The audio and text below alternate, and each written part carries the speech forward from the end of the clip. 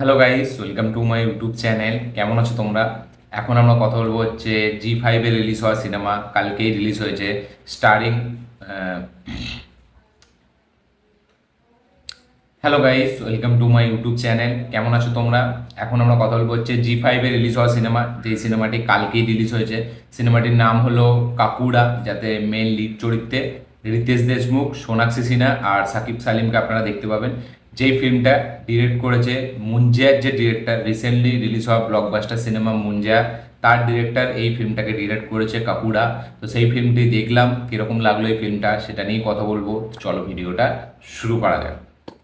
সব থেকে প্রথম, এই সিনেমাটি কীরকম হলো।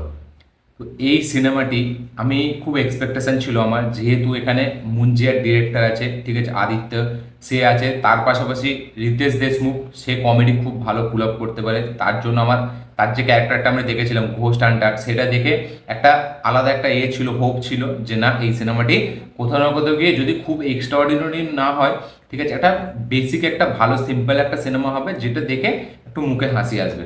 এবার এটা হরর কমেডি একটা ফিল্ম, ঠিক আছে, স্পুকি কমেডি। তো এই ফিল্মটা যখন আমি দেখতে বসলাম, একদম প্রথম দিক থেকে প্রথমে যে সিনটা ঘটে, একদম সেই সিনটা দেখে মনে হয় যেন ফিল্মটা কিছু ইন্টারেস্টিং হবে। কিন্তু যত ফিল্মটা আস্তে আস্তে এগোতে থাকে, ফিল্মটা একদম লাস্ট পর্যন্ত গিয়ে, মানে লাস্টে শেষ হওয়ার কিছুটা আগে পর্যন্ত আমরা প্রেডিক্ট করতে পারি যে এই ফিল্মটার ফাইনাল যে ভার্ডিক্টটা সেটা কী হতে চলেছে। এই ফিল্মটার ফাইনাল ভার্ডিক্ট আমার কাছে একটা অ্যাভারেজ ফিল্ম। ইয়েস, মুঞ্জিয়ার যে ডিরেক্টর, তার মুঞ্জিয়া কাজ দেখে এই ফিল্মটা যে খুব এক্সপেকটেশন নিয়ে বসবে, সে কিন্তু খুবই নিরাশ হবে।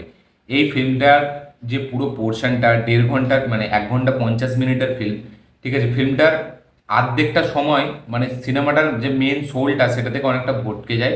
এবং এখানে যে হরর কমেডির যে ব্যাপারটা রেখেছে, এখানে হররটা যেটা আছে, ঠিক আছে, সেটা খুব শাটেল আছে, এবং কমেডিটা যেটা আছে সেটা কিন্তু তার থেকেও একদম শাটেল আছে। কারণ কমেডিটা এখানে কোথাও সেইভাবে ডিরেক্টর ঠিক ফুটিয়ে তুলতে পারেনি, যেইভাবে সে মুঞ্জিয়াতে তুলেছিল। এবং এই সিনেমার যে গল্প, সেটা আমরা ট্রেলার দেখেই বুঝতে পেরেছিলাম যে এই সিনেমার গল্পটা কী হতে চলেছে। যে একটা গ্রাম আছে, যে গ্রামটার নাম হচ্ছে রাতুড়া। এবার সেই গ্রামটায় প্রত্যেকটা বাড়িতে দুটো করে দরজা আছে, কারণ এখানে যে ভূত কাকুড়া, সে ওই ছোট দরজা থেকে প্রবেশ করবে। এবার যদি কোনো বাড়িতে মঙ্গলবার ওই মানে দরজাটা না খোলা থাকে, ওই ছোটো দরজাটা না খোলা থাকে, সেইখানে বাড়িতে থাকা একটা ছেলেকে, তাকে 13 দিনের টাইম দেয় সে, এবং 13 দিন পর তাকে মেরে দেয়। এবার সে এটা কেন করে, ঠিক আছে, তার কি কাহিনী আছে এর পেছনে, সেই কাহিনীটা দেখার জন্য এই ফিল্মটা দেখতে হবে। ট্রেলার দেখে গল্প আপনারা সবাই বুঝতে পেরে যাবেন, সেরকমই গল্প সেম রাখা হয়েছে। এবার সোনাক্ষী সিনহার ক্যারেক্টারটা, তার একটা লাভ ইন্টারেস্ট প্লে করছে সাকিব সালে, এবং তার সোনাক্ষী সিনহা, তারা দুজনে একে অপরকে ভালোবাসে। এবার সাকিব সেলিমের বিয়ে হয়ে যাচ্ছে, ঠিক আছে। এবার তার সাথে একটা জিনিস ঘটছে, যেটা ঘটার জন্যই সোনাক্ষী সিনহা সে বাইরে থেকে একজনকে ডাকছে, যেটার নাম হলো রিতেশ দেশমুখ, ঘোস্ট হান্টার। সে এসে এবার ফাইনালি কী করছে, এই ভূতটাকে তাড়াতে পারছে নাকি, না কি হচ্ছে, এর ভূতটার কাহিনী কি, এটা নিয়ে পুরো গল্পটা। এবার এইখানে যে স্টোরিটা দেখিয়েছে, স্টোরিটা ওপর লেভেলে আমরা সবাই জানি, স্টোরিটা খুবই একটা বেসিক স্টোরি, যে একটা ভূত থাকে, তার কোনো একটা কাহিনী থাকে, কোনো একটা পাস্ট থাকে, যেটা তার মানে খুব খারাপ গেছিলো তার সাথে। এবার সে সেটার বদলা নিচ্ছে। এবার এইখানে স্টোরিটাকে যেটা দেখিয়েছে তার পাস্টটাকে, সেটাও খুব মুড়েমি করে দেখিয়েছে, মানে কোনো খাটতে হয়নি, একটা অ্যানিমেশন ক্রিয়েট করে দেখিয়ে দিয়েছে। এবং যে পাস্টটা দেখাচ্ছে সেইটা কোথাও গিয়ে আমাদের সাথে কানেক্ট হয় না। এই যে ভূতটার ইমোশন, কাঞ্চনা সিনেমাটা আপনারা যদি দেখেন, সেখানে যে রাঘবল লরেন্সের সাথে যে জিনিসটা ঘটেছিল, মানে সরি শারদ কেলকারের সাথে, সেটা কিন্তু আমাদের একটা বিলিভ করা, এবং সেই ক্যারেক্টারটার প্রতি আমাদের সেই কানেকশানটা বসে। এইখানে কোনো কানেকশানই বসে না আমাদের। আমরা অনেক হরর ফিল্মেই দেখেছি, 90-20তেও যদি দেখি আমরা, তার একটা মানে সলিড একটা পাস্ট ছিল, যেটা জন্য আমরা কানেক্ট করতে পারছিলাম যে ভূতটা কেন এরকম করছে।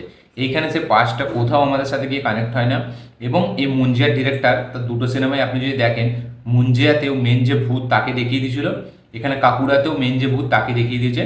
এবার কাকুড়ার ভূতটাও কিন্তু যত মানে একটু দেখা দেখা খুবই মনে হয়, ঠিক আছে, খুবই একটা মানে মনে হয়, কিন্তু তাও দেখতে ঠিক আছে, ভাল লাগে। কিন্তু ভূতটা মেন ম্যাটার না, মেন হচ্ছে কমেডিটা আর হরর যে জাম্পস্কেয়ারটা। এবার হরর জাম্পস্কেয়ার তো সেরকম কিছুই নেই। এবার যে কমেডির দিকে যদি আমি আসি, কমেডিটা একদম ভালোভাবে বিল্ড হয়নি, মানে একদম রিতেশ দেশমুখ কিছু পয়েন্ট, দু একটা পয়েন্ট ছাড়া কমেডিটা কোথাও গিয়ে আমার একটু আমার জন্য কার্যকর হয়নি। লাস্টে একটা থেকে দুটো থেকে তিনটে ডায়লগ যেটা রিতেশ দেশমুখ, সেটাই দেখতে ভালো লাগে, শুনতে ভালো লাগে। এবং এই ফিল্মটাকে যদি আপনি রিতেশ দেশমুখকে সরিয়ে দেন, এই ফিল্মটা মানে বিলো অ্যাভারেজের থেকেও নিচে চলে যাবে, একটা পুরো ফ্লপ ফিল্ম হয়ে যাবে। কারণ ফিল্মটার মধ্যে কোনো সোল নেই, কোনো ইমোশন নেই। এই যে ভালোবাসা সোনাক্ষী আর সাকিব সালিমের মধ্যে, সেইটাকে এতটা হাইলাইট করার চেষ্টা করেছে, ঠিক আছে, যেটা কিনা এই ফিল্মটাকে অনেকটা ওভার শ্যাডো করে গেছে। এবং সেই কাহিনীটা, লাভ লাইফটা কিন্তু কোথাও আমাদের সাথে খুব একটা কানেক্ট হয় না। আমরা মুঞ্জিয়াতেও দেখেছিলাম এরকম একটা কানেকশন ছিল ভালোবাসার, ঠিক আছে, এবং সেম কানেকশনটা এখানেও আছে, যে একটা ভালোবাসার মুঞ্জের সাথে অনেকটা টেমপ্লেট এক আছে, আপনি যদি দেখতে চান অনেকটাই এক আছে। এখানেও সেই বাড়ি পুড়িয়ে দেওয়ার ব্যাপারটা আছে, আগুন লাগিয়ে দেওয়ার, তো অনেকটা প্লট সেম আছে। কিন্তু প্রেজেন্টেশন ওয়াইজ কোনো নতুনত্ব কিচ্ছু নেই, কমেডি কোথাও কাজ করে না। পারফরমেন্সের যদি কথা বলি আমি, রিতেশ দেশমুখ সে তার জায়গায় ঠিক আছে, এবং তাকে করার মতো সেরকম কিছু দেয়নি। এবং যে রাইট আছে, যে ডায়লগসগুলো লিখেছে, যে পাঞ্চ লাইনগুলো লিখেছে, সেগুলো মানে কোথাও গিয়ে একটা মুভমেন্টস ক্রিয়েট করে না, এবং কোথাও গিয়ে আমাদের মনে হয় না যে খুব একটা ইউনিক বা কিছু একটা ব্যাপক পাঞ্চ লাইন যেটা শুনে আমাদের হাসি লাগবে। খুবই জানা জানা, খুবই সিম্পল একটা পাঞ্চ লাইন দিয়ে শেষ করে দিয়েছে কমেডিগুলো, কোথাও সেভাবে ওয়ার্ক করে না।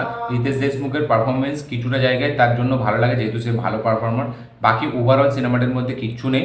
একটা গ্রাম আছে, তার সেখানে একটা ভূত আছে, তার একটা পাস্ট আছে, এই হচ্ছে গল্প। খুব মানে খেলো খেলো ভাবে শেষ হয়ে যায়, ঠিক আছে। একটা ভূতের পা কেটে দিচ্ছে, এটা জাস্ট কখনো মানা যায় না, ঠিক আছে। মানে এটা কেন দেখিয়েছে আমি নিজেও বুঝতে পারি না। ক্লাইম্যাক্সটা খুবই ইজি, খুবই খেলো খেলো মনে হয়, এবং পার্ট টু এর জন্য একটা হিন্ট ছেড়ে দিয়েছে যে পার্ট টু আসবে। তো ওভারঅল এই সিনেমাটি আমার সব দিক থেকেই বলছে। আমার গানগুলো একদম ভালো লাগেনি, গানগুলো সেরকম কিছু খাস নেই, এবং সিনেমাটার মধ্যে মানে কোনো নতুন কিছু নেই, ঠিক আছে। খুবই জানা কাহিনী, খুবই জানা প্রেজেন্টেশন, কমেডির মধ্যে কিছু নতুনত্ব নেই, না কমেডি আছে ভালো করে। লাভ লাইফটা সেটার মধ্যে কোনো ইমোশন নেই, এখানে কোনো ইমোশনের সেরকম কোনো কাজই নেই। মুঞ্জিয়াতে আমরা খুব ভালো ইমোশন দেখেছিলাম, এখানে ইমোশনও কিছু নেই। ওভারঅল এই ফিল্মটা আমার জন্য একটা ওয়ান টাইম ওয়াচ, একটা বিলো অ্যাভারেজ সিনেমা হয়েছে, অ্যাভারেজ বলা যায়। তো আপনারা চাইলে গিয়ে দেখতে পারেন, দেখে অবশ্যই কমেন্ট করবেন যে আপনাদের কেমন লেগেছে, এবং যারা অলরেডি দেখে নিয়েছেন তারাও কমেন্ট করবেন যে আপনাদের কেমন লেগেছে। আমার এই ভিডিওটি ভালো লাগে থাকলে লাইক শেয়ার কমেন্ট করে দিন। চ্যানেলটি নতুন এলে চ্যানেলটিকে সাবস্ক্রাইব করুন, বেল আইকনটি প্রেস করতে ভুলবেন না। দেখা হচ্ছে পরের ভিডিওতে, ততক্ষণের জন্য বাই।